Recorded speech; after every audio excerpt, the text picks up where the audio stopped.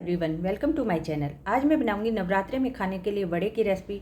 बहुत ही स्वादिष्ट ये वड़े बनकर तैयार होते हैं। बाहर से एकदम क्रिस्पी और अंदर से सॉफ्ट से ये वड़े बनकर तैयार होते हैं और इन्हें बनाने में भी बहुत ज़्यादा टाइम नहीं लगता। बहुत जल्दी से झटपट से बनकर तैयार हो जाते हैं और मैं इन्हें सर्व करूँगी हरी चटनी के साथ। तो यहाँ पर मैं चटनी की रेसिपी भी आपके साथ शेयर करूँगी।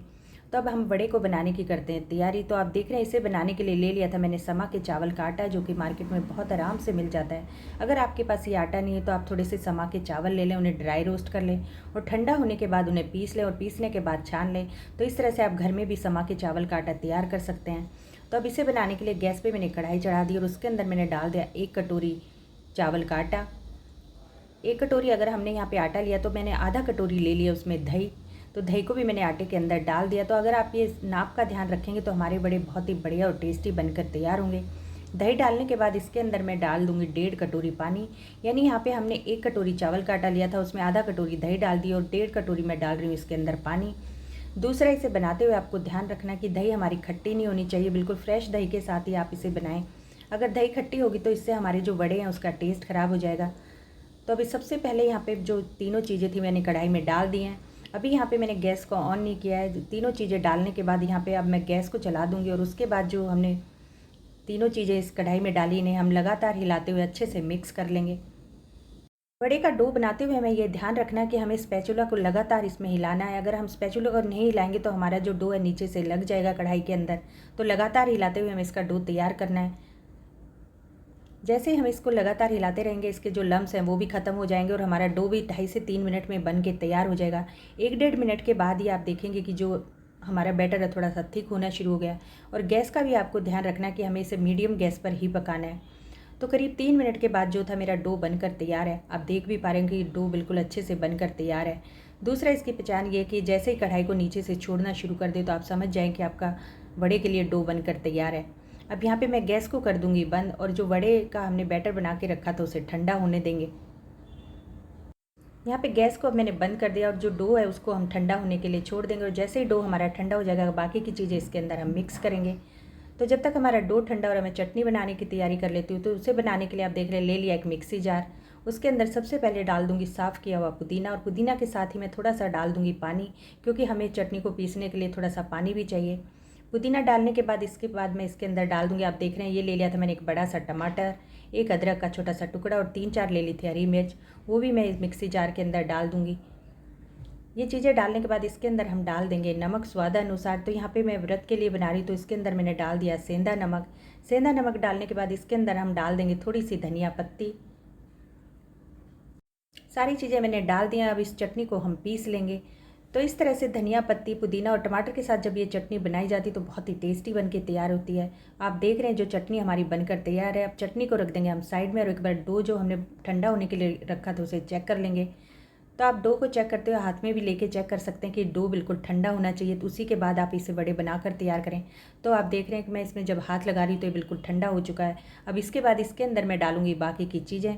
तो सबसे पहले मैं इसके अंदर डाल दूँगी कड़ी पत्ता। तो यहाँ पर मैंने 12-15 के करीब कड़ी पत्ता ले लिया था, जिन्हें बड़ा बड़ा तोड़ लिया था, वो इसके अंदर डाल दूँगी। उसके बाद मैं इसमें डाल दूँगी कटी हुई 2 हरी मिर्च। मिर्च डालने के बाद इसके अंदर मैं डाल दूँगी थोड़ी सी धनिया पत्ती, जिन्हें मैंने पहले से ही धोकर बारीक कट कर लिया था। धनिया पत्ती भी हम इसके अंदर ऐड कर देंगे। धनिया पत्ती डालने के बाद इसके अंदर मैं डालूंगी मैश किया हुआ आलू। तो आलू डालते हुए आपको ये ध्यान रखना कि इसके अंदर आप बहुत ज़्यादा आलू ना डालें। यहाँ पे मैंने 2 छोटे आलू थे जिन्हें पहले से ही उबाल लिया था और उसके बाद उनको मैश कर लिया है, वो इसके अंदर मैं ऐड कर दूँगी। अगर हम बहुत ज़्यादा आलू डालेंगे तो हमारे जो बड़े हैं उन्हें फटने का डर रहेगा, पर अगर हम थोड़ा सा आलू डालकर जब इस बड़े को बनाते हैं तो ये बहुत ही स्वादिष्ट और टेस्टी बनकर तैयार होते हैं। अब आलू डालने के बाद इसके अंदर हम डाल देंगे बाकी के मसाले। तो मसालों में सबसे पहले मैं डाल दूंगी इसके अंदर कुटी हुई काली मिर्च। काली मिर्च डालने के बाद इसके अंदर मैं डाल दूंगी नमक स्वादानुसार। तो हम फास्ट के लिए बना रहे हैं तो यहाँ पे भी मैं सेंधा नमक का यूज़ करूँगी। नमक भी मैंने डाल दिया स्वादानुसार। नमक डालने के बाद इसके अंदर मैं डाल दूंगी 1 चम्मच जीरा।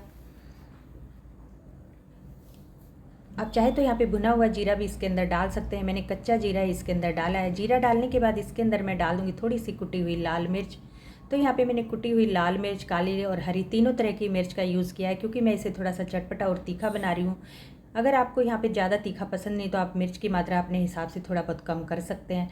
अब हाथ को मैंने कर लिया है चिकना, क्योंकि चिकने हाथ से ही हम इसे मिक्स करेंगे। अगर हम हाथ पे चिकनाई नहीं लगाएंगे तो ये बहुत ज़्यादा चिपकता है। तो आप इसे मिक्स करते हुए हाथ को अच्छे से चिकना कर लें।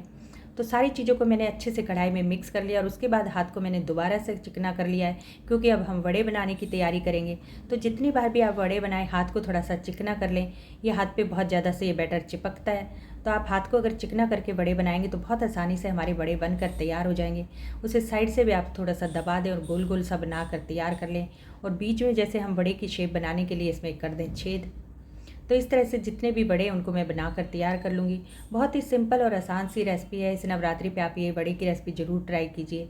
तो ये देखिए कि जितने भी बड़े थे वो बनकर तैयार हैं। छोटा बड़ा आप साइज़ अपने हिसाब से इन्हें बनाकर तैयार कर सकते हैं। और जब हमारे बड़े तैयार हो रहे थे उसी टाइम मैंने गैस पे कढ़ाई चढ़ा दी थी और उसके अंदर मैंने डाल दिया था घी, क्योंकि उसे भी मैंने गर्म होने के लिए रख दिया था।